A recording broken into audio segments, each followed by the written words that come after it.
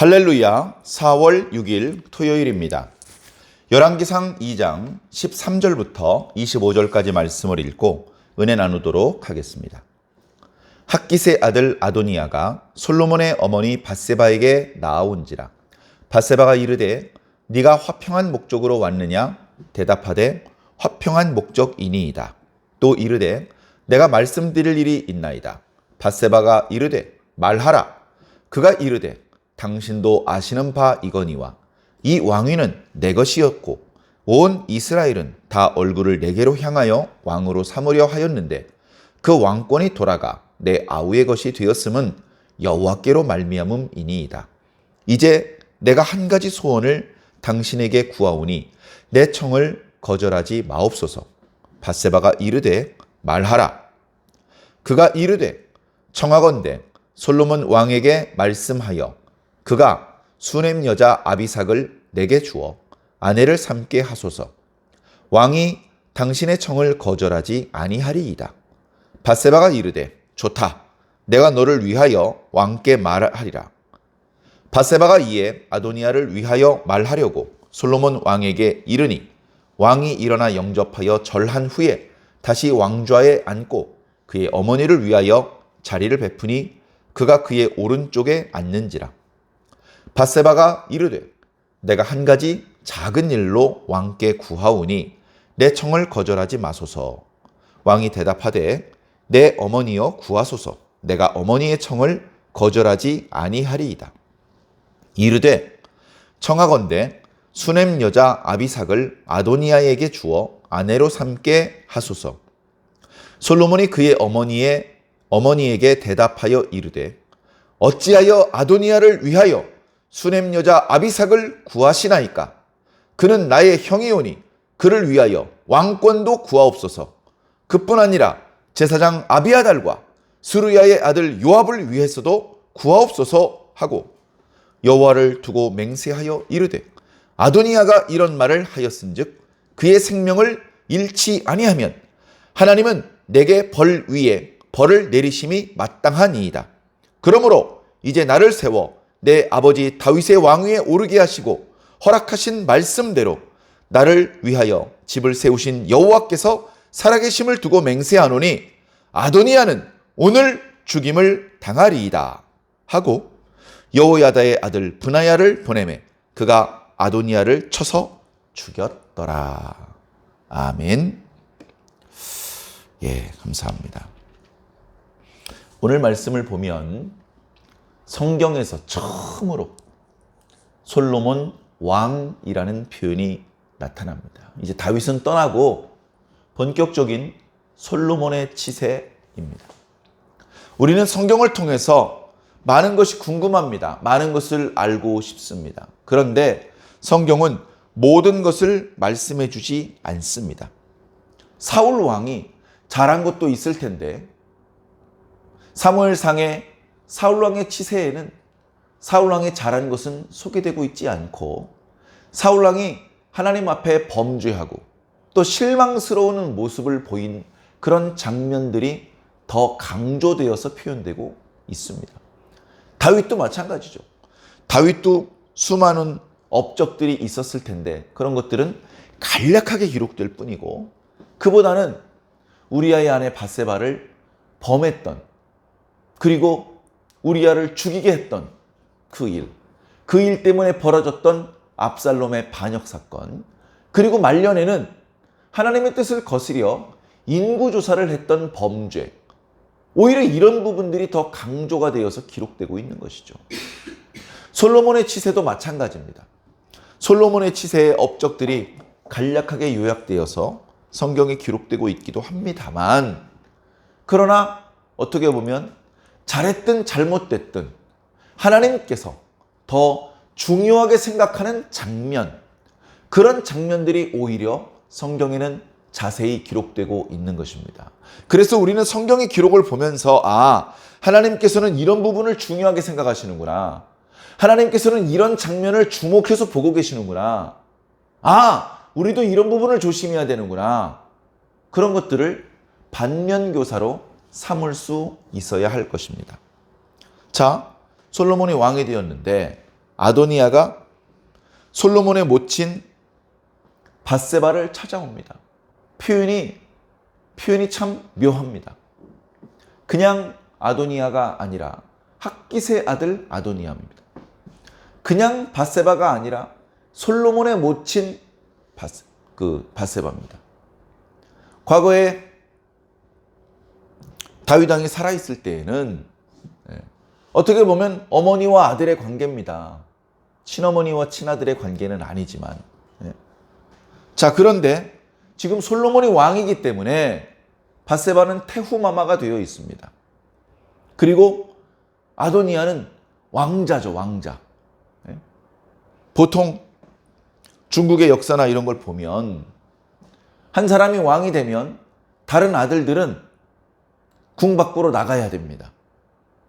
그리고 왕실의 지원을 받고 또 다른 측면으로는 왕실의 감시를 받습니다. 반역을 저지르면 안 되기 때문입니다.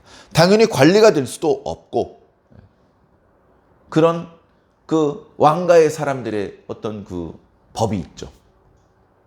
자, 그런데 아도니아가 밧세바를 찾아왔습니다. 그러면서 하는 말을 들어보면 이놈이 제정신인가? 이미 지난번에 솔로몬이 왕이 될 때에 솔로몬을 두려워하여 도망가다가 그 제단에 뿔을 잡고 솔로몬 왕은 오늘 칼날로 자기 종을 죽이지 않는다고 맹세하십시오. 그렇게 자기 목숨을 살려달라고 구걸을 하지 않았습니까? 솔로몬이 살려줬죠. 네가 선한 사람이라면 죽지 않을 것이다. 그러나 네가 악한 것이 드러나면 그러면 죽을 것이다. 그러니 집으로 돌아가라. 그랬는데 계속 숨죽이고 살았어야 되는데 지금 밧세바를 찾아왔습니다. 그러면서 첫 마디가 뭡니까? 드릴 말씀이 있어서 왔습니다. 말해봐라. 당신도 아시는 것처럼 이 이스라엘의 왕 자리는 내 자리였습니다. 모든 이스라엘 사람들도 얼굴을 나에게 향했고 나를 왕으로 세우려고 했습니다. 그런데 내가 왕이 되지 못하고 내 동생 솔로몬이 왕이 된 것은 하나님의 뜻 때문에 그렇게 된 것을 나도 인정합니다. 그런 말을 합니다. 그런데 내가 작은 청이 하나 있으니 부디 거절하지 말고 저의 청을 들어주십시오. 말하라. 예. 당신께서 저를 위해서 솔로몬 왕에게 말씀을 잘 해주십시오. 그래서 수넴 여자 아비삭을 제가 아내로 맞이할 수 있게 해주십시오. 수넴 여자 아비삭은 다윗이 노년에 늙어서 이불을 덮어도 몸이 따뜻해지지 않고 그러기 때문에 신하들이 다윗을 걱정하는 마음으로 아리따운 여자 처녀를 한 명 구해서 다윗을 섬기게 하겠다. 어떻게 보면 다윗의 잠자리에 그 여자를 밀어 넣어서 다윗이 그 여자를 끌어안고 자게 하겠다. 그 젊은 여자의 온기로 다윗 왕의 그 차가운 몸을 덮이겠다. 뭐 그런 의미인데요. 말씀을 보면 수넴 여자 아비삭의 섬김은 받았지만 보살핌은 받았지만 그죠? 음식도 대접해주고 잠자리도 봐드리고 방도 청소하고 그러나 잠자리는 같이 하지 않았다라고 기록하고 있죠. 자, 그렇기 때문에 이 수넴 여자는 어떤 의미에서는 다윗 왕의 첩은 아니었습니다. 후궁은 아니었습니다. 그러나 실질적으로 다윗 왕과 같은 방에서 잤다면 그러면 후궁이나 다름없는 입장이죠. 나이는 아직 젊고 그리고 보기 드물게 아리따운 여인이었습니다. 그 여인의 아리따움 때문이었는지 다른 속셈이 있었는지 아도니아가 지금 그 수넴 여자 아비삭을 자기에게 달라고 요구하고 있습니다.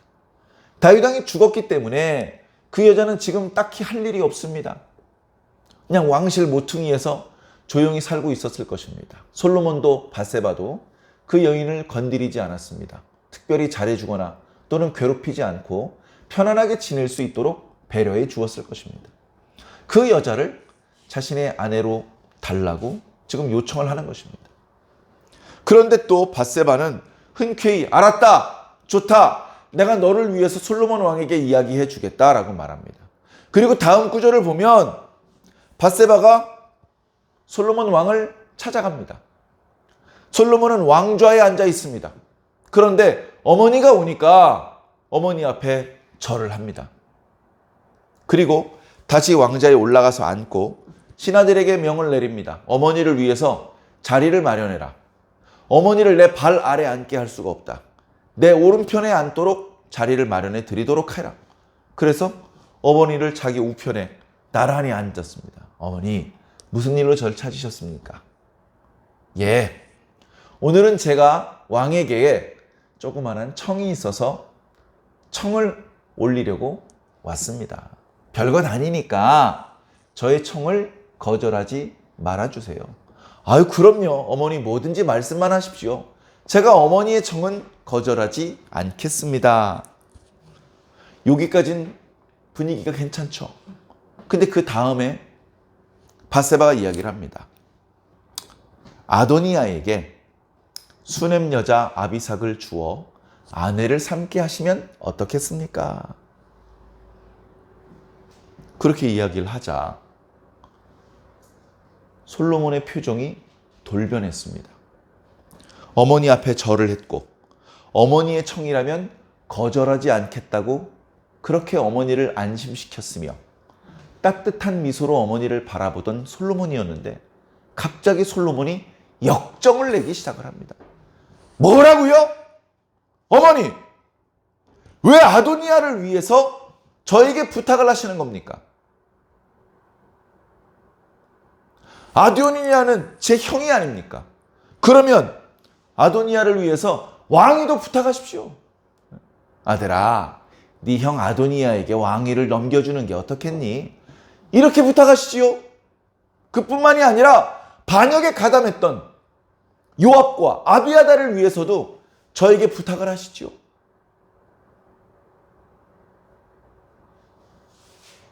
솔로몬아, 아비아달을 대제사장으로 임명하는 게 어떻겠니? 솔로몬아, 요압을 총사령관으로 임명하는 게 어떻겠니?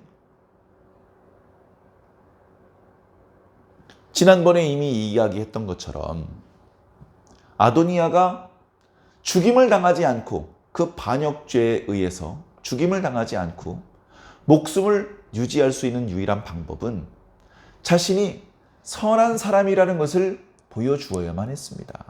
나쁜 사람이 아니다. 전에 잠깐 역심을 품었지만 지금은 역심을 품고 있지 않다. 솔로몬의 왕권을 인정하고 절대 복종한다. 그런 충성스러운 사람이라는 것을 보여주어야만 그 목숨을 유지할 수 있었습니다. 그런데 지금 어떻게 되고 있습니까? 역심이 드러났습니다. 더 이상 솔로몬의 왕권을 인정하지 않습니다. 본래 그 자리는 제 거였는데요. 이렇게 말하고 있습니다. 그리고 아버지의 첩을 자신의 여자로 요구하고 있습니다. 자, 이것은 이제 우리나라 사람들의 관점에서는 이해가 될 듯 말 듯한 이야기인데 서양 사람들은요, 여자를 어떤 상징적인 의미를 가진다고 생각을 했어요. 예를 들어서 내가 왕이 된다는 것은 지금 왕을 하고 있는 저 왕을 죽이고 왕비를 내 아내로 맞이한다는 겁니다. 그리고 그 왕이 차지하고 있던 땅을 내가 차지한다는 것입니다. 그러니까 진정으로 내가 왕이 되려면 지난번 왕이 차지했던 땅을 모두 차지해야 되고 지난번 왕이 차지했던 여자들을 내가 다 차지해야 되는 것이죠. 그것이 이 성경에 나와 있는 여러 이야기들 속에 많이 나타나고 있고 그것이 지금도 서양 사람들의 어떤 문화로 자리 잡아 내려오고 있는 것입니다. 그러니까 선대왕의 여자를 탐한다는 것은 역심을 뜻하는 것입니다. 실질적인 왕은 나다! 이걸 백성들에게 보여주는 행위를 하는 것입니다. 아도니아가 수넴 여자 아비삭을 아내로 맞이하면 야, 실질적인 다윗의 후계자는 아도니아야. 이렇게 백성들이 생각하게 된다는 것입니다. 이 일은 밧세바가 말했던 것처럼 작은 청이 아닙니다. 심각한 문제입니다. 솔로몬이 어머니의 청을 거절하지 않겠다고 말했음에도 불구하고 다 뒤집어 버립니다. 다 뒤집어 버리는 이유는 하나님의 약속의 말씀에 근거해서 말하는 것입니다.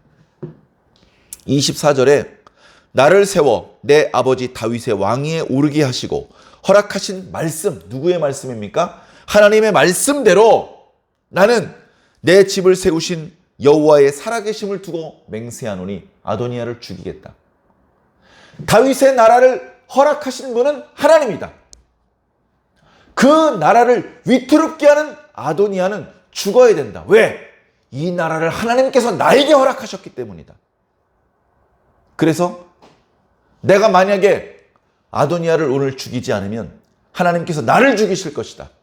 왜? 내가 하나님의 명령을 따르지 않았기 때문에. 아도니아를 죽이는 것은 하나님의 명령이다. 하면서 즉각적으로 군대 장관 브나야를 보내서 아도니아를 쳐 죽이게 합니다. 죄를 지은 자는, 그리고 그 죄를 온전히 뉘우치지 않고 계속해서 그 죄성을 가지고 있으면 편안하게 최후를 맞이할 수 없습니다. 자신에게 주어져 있는 생명을 다 살지 못하고 비참한 최후를 맞이할 수밖에 없는 것이죠. 오늘 말씀을 통해서 하나님의 법도는 지엄하다. 하나님께서 다윗과 함께 하셨던 것처럼 솔로몬과 함께 하며 다윗의 나라와 함께 하셨던 것처럼 솔로몬의 나라와 함께 하시고 그것을 위태롭게 하는 사람들, 아도니아가 제일 먼저 죽음을 당합니다. 뒤따라서 요압과 아비아달도 평안하게 여생을 마무리하지 못합니다. 더러는 처형을 당하고 더러는 모든 지위를 잃어버린 채 쫓겨날 수밖에 없는, 불의를 저지르고는 끝까지 행복할 수 없다는 것을 성경은 분명히 보여주고 있습니다.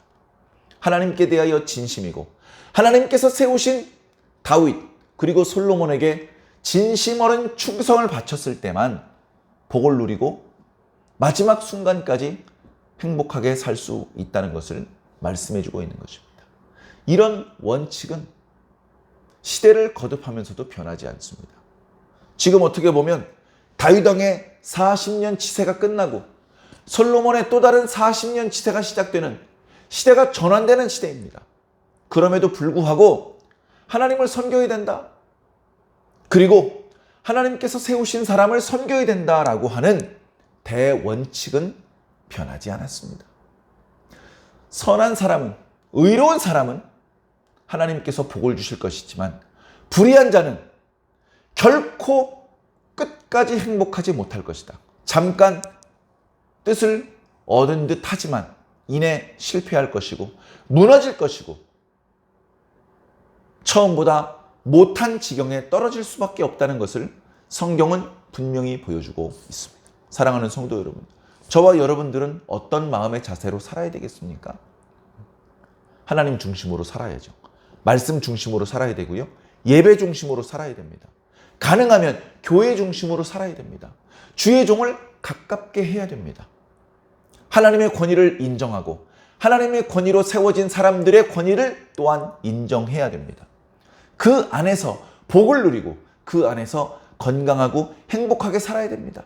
그 안에서 각자 우리에게 주어져 있는 사명에 최선을 다해야 되고 충성을 다해야 됩니다. 좋은 열매를 맺어야 되고 그렇게 하나님을 기쁘시게 하며 하나님께 영광을 돌리고 많은 사람들을 옳은 대로 돌아오게 하는 빛과 소금의 삶을 살아야 됩니다. 내가 꼭 왕이 되어야 되고 내가 꼭 최고 지도자가 되는 것은 아닙니다. 그럴 필요가 없습니다. 그것은 무의미합니다. 시쳇말 해도 도토리 키재기라는 말이 있지 않습니까? 도토리끼리 키를 재서 내가 더 키가 크다고 한들 밤이 나타나면 아무 의미가 없는 것입니다. 우리끼리 비교해서 내가 더 키가 크다고 하면 뭐합니까? 하나님이 계신데 하나님을 높일 뿐입니다. 사랑하는 성도 여러분, 오늘 우리는 겸손해야 됩니다. 하나님의 뜻을 살펴야 됩니다. 하나님의 뜻을 묵묵히 실천하는 삶을 살아야 됩니다. 그것이 드러나서 크게 표창을 받든지 인정을 받지 못하든지 흔들리지 않고 우리는 누가 보든지 보지 않든지 그저 하나님의 뜻대로 살 뿐입니다. 그렇게 할 때에 보이게 보이지 않게 밀려드는 하나님의 축복을 경험하게 되실 것입니다. 꼭 그렇게 사시며 꼭 그렇게 복을 누리게 되시기를 예수님 이름으로 간절히 축원합니다. 아멘.